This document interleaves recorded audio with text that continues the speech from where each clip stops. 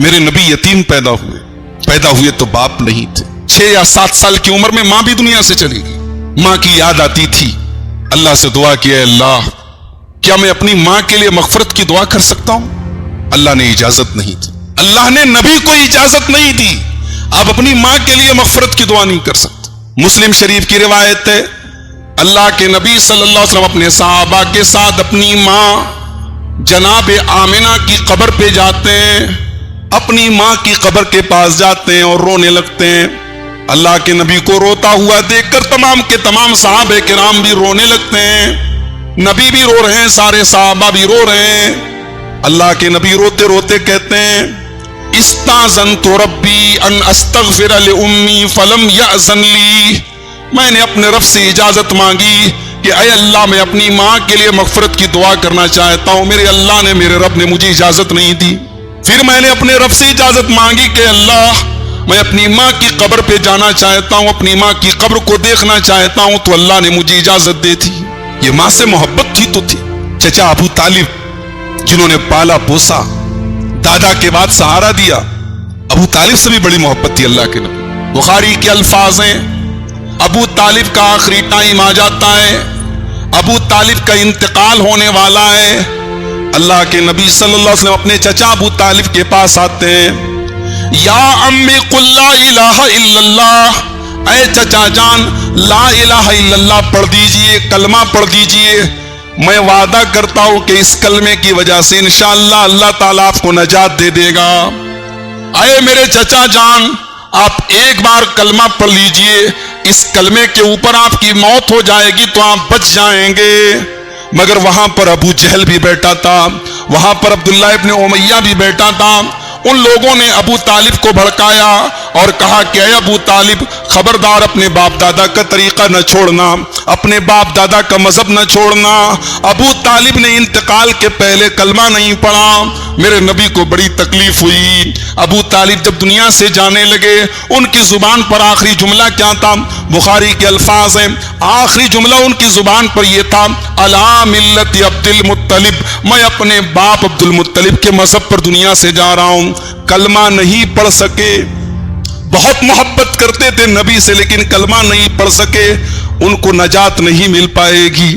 یہ الگ بات ہے انہوں نے نبی اکرم سے محبت کی تھی اور نبی اکرم کا سپورٹ کیا تھا, اس لیے اللہ تعالیٰ عذاب میں کمی کرے گا, عذاب ہلکا دے گا, لیکن عذاب ان کو بھی جھیلنا پڑے گا, جہنم میں ان کو بھی جانا پڑے گا کیونکہ وہ ایمان نہیں لائے اپنے نبی کے اوپر. جب انتقال ہو گیا نبی اکرم نے اللہ سے اپنے چچا کے لیے مغفرت کی دعا کی.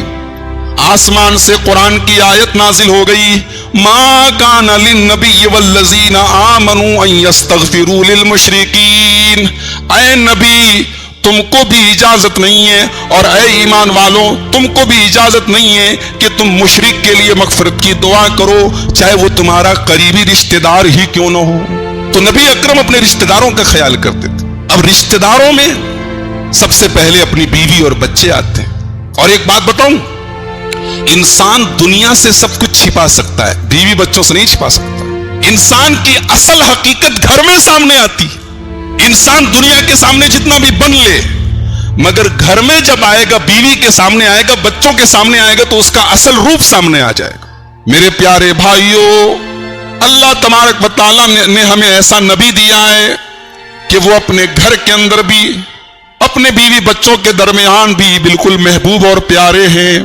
کوئی بیوی ایسی نہیں ملے گی جو اللہ کے نبی کے اخلاق کی برائی کرے, آپ کے کی سیرت پر کوئی انگلی اٹھا دے. لوگوں سے ایک بیوی نہیں سنبھلتی. میرے نبی کے پاس ایک ساتھ 9 بیویاں ہیں اور 9 بیویوں کے ساتھ اللہ کے پیارے نبی انصاف کرتے ہیں, ان کے حق کا خیال کرتے ہیں, ان کے ساتھ محبت کرتے ہیں. اما عائشہ فرماتی ہیں جب اللہ کے نبی صلی اللہ علیہ وسلم سفر میں جاتے تھے تو تمام بیویوں کے درمیان قرآن بازی کرتے تھے, ان کا نام پرچی میں لکھ کر ڈالتے تھے اور جس بیوی کا نام آتا تھا اس بیوی کو سفر میں ساتھ میں لے کر جاتے تھے. یہی نہیں, جب آپ اپنے گھر میں ہوتے تھے تو تمام بیویوں کی باری مقرر تھی, آپ 24 گھنٹے ایک بیوی کے پاس رہتے تھے اور ایک بیوی کا نمبر پھر 9 بیویوں کے بعد آتا تھا. سب کی باری مقرر تھی. اور محبت کتنی کرتے تھے؟ عرب کے اندر جب عورت حیض کی حالت میں ہوتی تھی، اس کے جو خاص ماہواری کے ایام ہوتے ہیں، تو عورت کو ٹچ نہیں کرتے تھے، اس کے پاس نہیں جاتے تھے، اس کو منحوس سمجھتے تھے۔ حضرت عائشہ فرماتی ہیں کنت اشرب وانا حائض، میں حیض کی حالت میں ہوتی تھی، میں کوئی پانی پیتی تھی یا دودھ پیتی تھی، اور میں برتن پانی پی کر یا دودھ پی کر جب اللہ کے نبی کو دیتی تھی فَيَزَعُ فَاهُ عَلَى مَوْضِعِ فِي، تو جہاں پر میں اپنا منہ لگاتی تھی جناب محمد رسول اللہ صلی اللہ علیہ وسلم وہیں پر اپنا منہ لگاتے تھے۔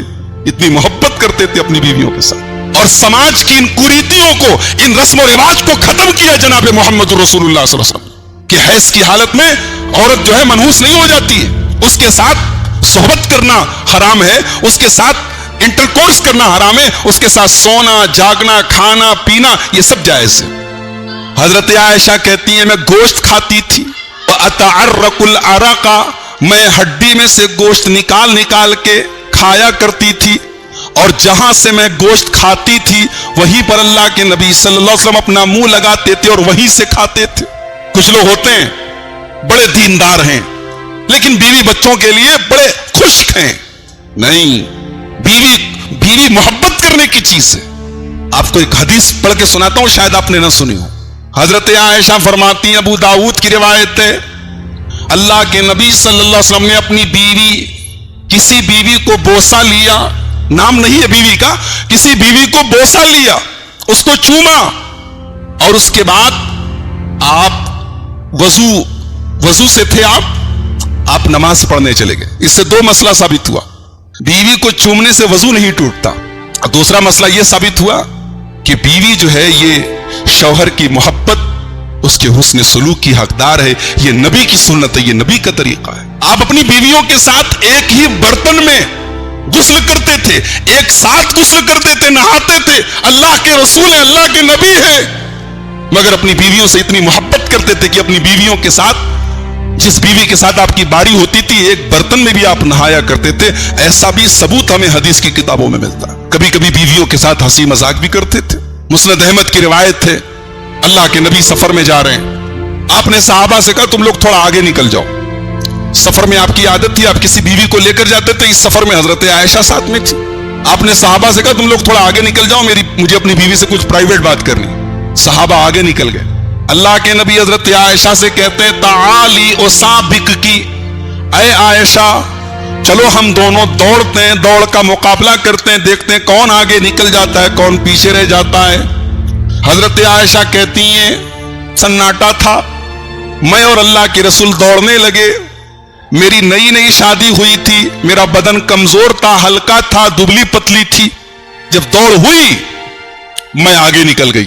دبلا پتلا آدمی زیادہ فرتیلا ہوتا ہے کہ نہیں، اس لیے بہت موٹا ہونا یہ کوئی بہت اچھی چیز نہیں۔ حضرت عائشہ دبلی پتلی تھی، ہلکی پھلکی تھی، آگے نکل گئی، اور اللہ کے پیارے نبی پیچھے رہ گئے۔ حضرت عائشہ ہنسنے لگی، کہنے لگی اے اللہ کے نبی آج تو میں نے آپ کو پیچھے کر دیا، میں آگے نکل گئی۔ اللہ کے پیارے نبی صلی اللہ علیہ وسلم خاموش ہو گئے، کوئی جواب نہیں دیا۔ کچھ دنوں کے بعد ایک دوسرا سفر تھا، اور اس سفر میں بھی حضرت عائشہ ساتھ میں تھی۔ کچھ سالوں کے بعد، کچھ مہینوں کے بعد، تو آپ نے صحابہ سے کہا تم لوگ تھوڑا آگے نکل جاؤ۔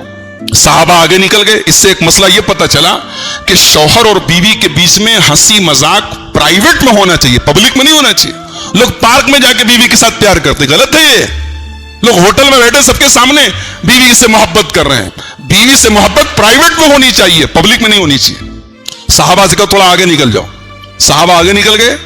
آپ نے حضرت عائشہ سے کہا کہ عائشہ چلو آج ایک بار پھر ہم دونوں دوڑتے ہیں، مقابلہ کرتے ہیں۔ حضرت عائشہ کہتی ہیں اس بار جب دوڑ کا مقابلہ ہوا تو میں تھوڑی موٹی ہو گئی تھی، بدن تو میرا بدن تھوڑا موٹا ہو گیا تھا، میں بھاری ہو گئی تھی۔ اب میرے اندر وہ چستی پھرتی نہیں رہ گئی جو پہلے تھی۔ اب اس بار جب دوڑ کا مقابلہ ہوا تو اللہ کے نبی آگے نکل گئے اور میں پیچھے رہ گئی۔ نبی اکرم ہنسنے لگے۔ آپ جب آگے نکل گئے آپ ہنسنے لگے اور آپ نے فرمایا ہاذہ بتلکا، اے عائشہ یہ اس دن کا بدلہ ہے، اس دن تم آگے نکل گئی، آج میں آگے نکل گیا۔ یہ رسول اکرم کی میریٹل لائف ہے، یہ آپ کی شادی شدہ زندگی ہے۔ شادی شدہ زندگی میں ایسے لمحات بھی آئے کہ کبھی میاں بیوی کے بیچ میں نوک جھونک بھی ہو جاتی ہے، کبھی بیوی ناراض ہوگی، کبھی شوہر ناراض ہو گیا۔ بخاری کی روایت ہے، اللہ کے پیارے حبیب صلی اللہ علیہ وسلم اپنی بیوی عائشہ سے کہتے ہیں، اے عائشہ مجھے پتا ہے تم کب مجھ سے خوش ہوتی ہو، کب ناراض ہوتی ہو۔ حضرت عائشہ کہتی ہے اللہ کے نبی کیسے پتا چلتا ہے آپ کو؟